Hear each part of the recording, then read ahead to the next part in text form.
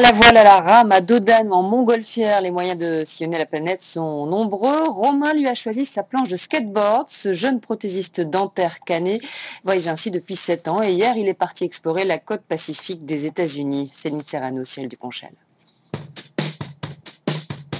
Des roulements, des roues, des planches, des casques. Chez Romain, la passion du skate, elle saute aux yeux. Au départ, son truc, c'était la descente, en compète, à fond la caisse.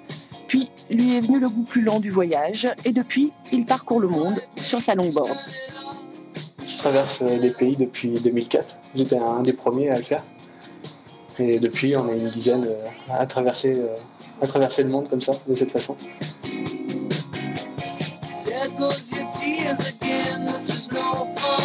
Au Sénégal, j'avais une dizaine de gamins qui me couraient après tout le temps. Au Japon, ils me regardaient avec des yeux, des grands yeux, pour des coups qui étaient plus bridés. Donc c'est super souvenir, des super souvenirs.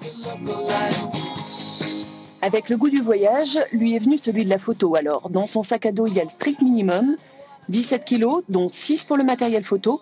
Pas de place pour une deuxième paire de baskets, pourtant la semelle, c'est le frein du skate. Tout est limité, donc je rajoute des semelles, des bouts de pneus pour faire toute la descente. En fait, je rechange, je mets de la néoprène et je les colle en dessous des chaussures. Pour rallier Vancouver à San Francisco, Romain se prépare à 1500 km de descente et de montée.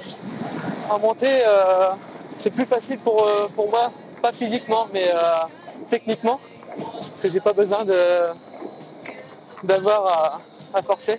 Enfin, je force, mais j'ai pas de risque de tomber. Alors qu'en descente, il faut que je freine avec mon pied, je suis souvent en déséquilibre. Et c'est nettement plus dur. Ici comme ailleurs, le skateboard n'est pas franchement autorisé sur le bitume des voitures.